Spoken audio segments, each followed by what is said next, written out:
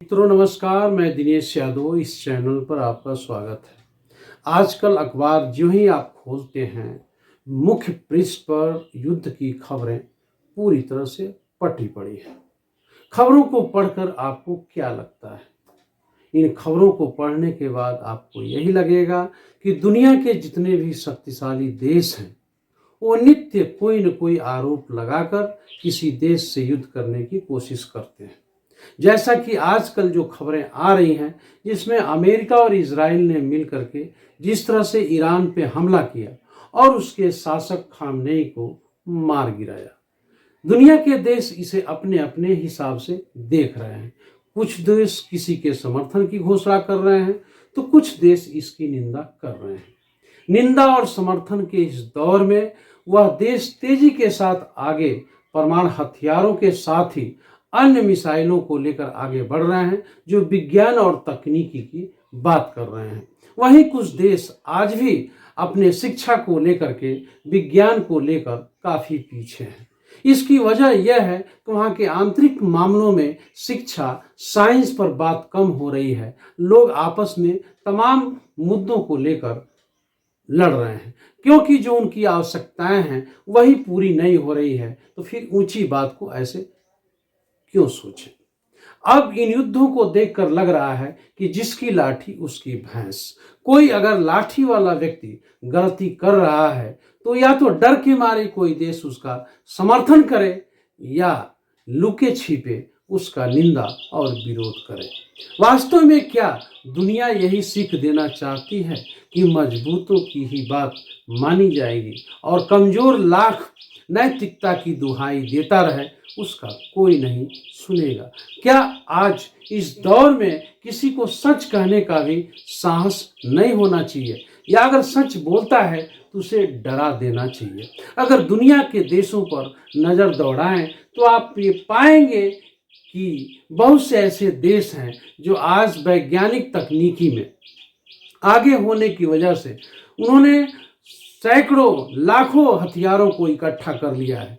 यहाँ तक कि परमाणु यूज करने की धमकी वो कमजोर देशों को देते रहे हैं। बीते वर्षों में आपने देखा रसिया किस तरह से यूक्रेन से लंबे समय तक युद्ध किया।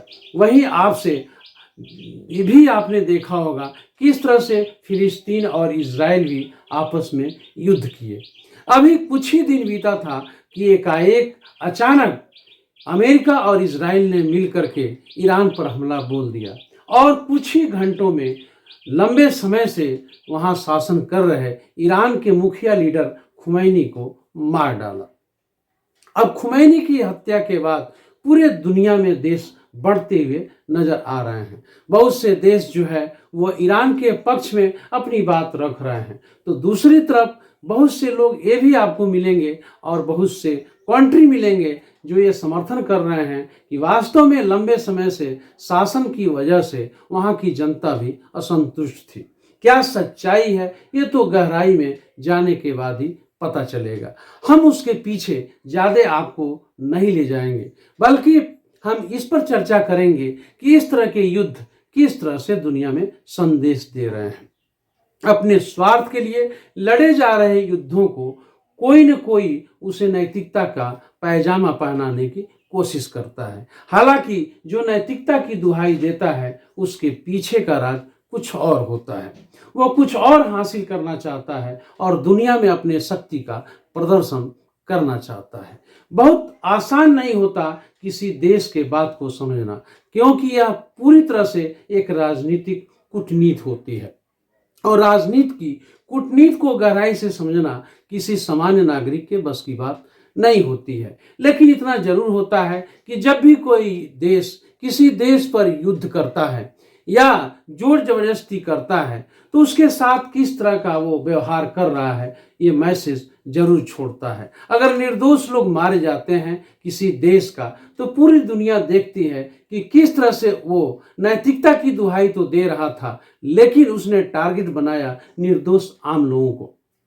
यह संदेश दुनिया में बिल्कुल ही एक गलत संदेश छोड़ता है और इससे लोग हताश होते हैं, निराश होते हैं और उन्हें इस धरती पर एक बेचैनी सा महसूस होता है कि क्या हम इस धरती पर सुकून से जीने आए हैं कि आपसी स्वार्थ को लेकर ये जो देश आपस में लड़ेंगे और एक दूसरे का विनाश करेंगे, इसके लिए बने हैं। क्योंकि अतीत में बहुत से ऐसे युद्ध हुए जिससे मानवता जो है वो पूरी तरह से हिल गई थी। आप चाहे अमेरिका और जापान का जो परमाणु युद्ध रहा है उसे भी दुनिया देख चुकी है। और आज का हालात यह है कि छोटी छोटी बातों के लिए देश जो है आपस में लड़ते नजर आपको आएंगे। हाल के वर्षों में जिस तरह से राजनीतिक परिवर्तन बांग्लादेश में हुआ, उसके पहले अफगानिस्तान में हुआ और तमाम ऐसे देशों को आप देखेंगे कि बात कुछ नहीं रहती है और एक दूसरे के खिलाफ ताकत दिखाने की कोशिश करते हैं। वास्तव में यह मानव के लिए खतरा है और वैश्विक स्तर पे ये संदेश जाता है और लोगों के भीतर एक प्रकार का डर पैदा होता है। आखिर वो संयुक्त राष्ट्र कहाँ है जिसकी जिम्मेदारी बनती है कि वो देखे कि कोई देश किसी के ऊपर आक्रमण करता है, उसके खिलाफ युद्ध करता है तो वो कितना जायज है। क्या अपने निजी स्वार्थों के लिए दूसरे देश पर आक्रमण कर रहा है या वास्तविकता इसके उलट है? क्या उसके निजी स्वार्थ हैं? वो कौन सा अकूत संपत्ति हथियाना चाहता है या किस संपदा पे कब्जा करना चाहता है? क्या संयुक्त राष्ट्र की भूमिका आज के समय में इतनी शिथिल हो गई है कि वो इन चीजों को नहीं देख रहा है और मजबूत देश जो है कमजोर देशों पर मनमानी कर रहे हैं? यह वक्त है जब सोचने और विचारने का समय उसके पास निकालना चाहिए, क्योंकि अगर इस तरह होता रहा तो लोगों का जो मस्तिष्क है वो पूरी तरह से बदलता हुआ नजर आएगा और चारों तरफ हिंसा और तनाव देखने को मिलेगा। अब हम आते हैं अपने देश भारत पर।